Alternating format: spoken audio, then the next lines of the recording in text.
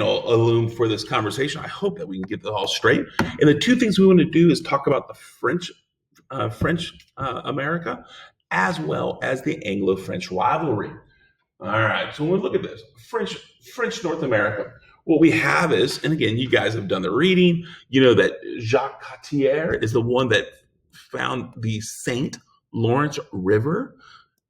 The St. Lawrence River was this important river, still is today. So Jacques Cartier is the one who identified and claimed the St. Lawrence River for France around, let's say, the early 1600s, very similar to the time of this thing called Jamestown, right? So we got that.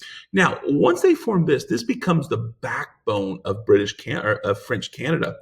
And what's going to happen is Samuel de Champlain is going to come and he's going to claim the rest of this area and he's going to establish Quebec. Then we're going to see a little bit later, and again, we're not going to need to know all of this, but I do need you to know that a little bit later, the French claimed the Mississippi, and this is going to be French Canada.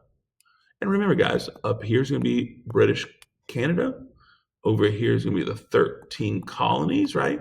And British is going to claim the rest. So this is going to create the framework for a Anglo-French rivalry.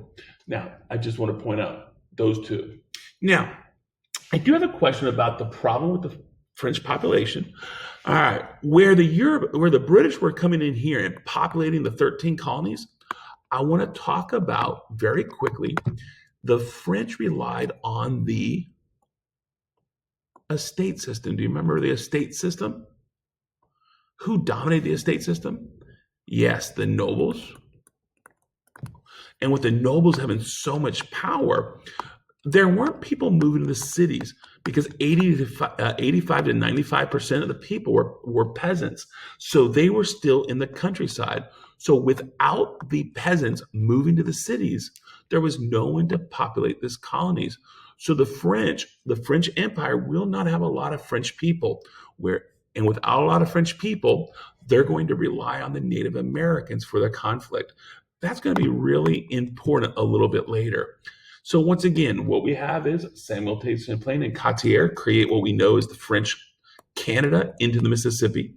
Cartier claims the St. Lawrence River. Champlain claims Quebec and eventually moves into the Mississippi. It divides the British Empire in half, and that creates this rivalry. I'm not sure why I can't get rid of this. Let's go to draw. Let's do erase. All right. Now, I'm going to make it a little bit prettier. All right. So we know draw. All right. So this is going to be British. This is going to be British Canada. All right. Draw. And this, I don't like that color, but it's all right.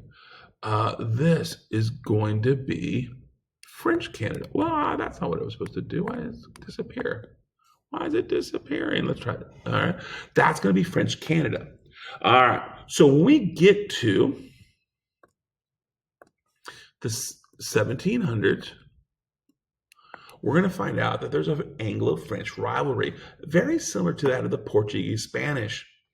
And what's going to happen during this time period? And we're going to find out a little bit later. They're going to have something called the 7 Years' War, which we've already identified with India. This is sometimes called the French and Indian War. But that's going to be the 1763. And what's going to happen from 1713 to 1763? The French Empire is going to collapse. For example, in 1713, with the Treaty of Utrecht, this area over here is going to be claimed by the British.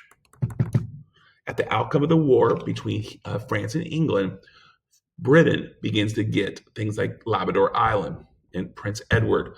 And when we get that, that means whose empire is shrinking? Of course, the French.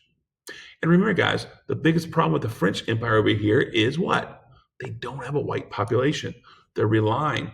And we know over here, the British are looking to push, right? That creates the element of the 7 Years' War from 1756 to 1763. And very quickly, with the Treaty of Paris, we're going to see that the French lose everything. And when I say everything, I mean everything in North America. This is going to become British Empire. The only thing the French were able to hold on to is Haiti, and we'll talk more about that why. So France is going to have this, but every other aspect is going to become British. Really kind of an important turning point. What we see there is the French and the British are battling it out. I've already identified the major issue. Remember, the British have a large white population over here. The French did not have a large white population. So therefore, when war occurs, this is going to be much more of an easy victory. And that is the British Anglo-British rivalry.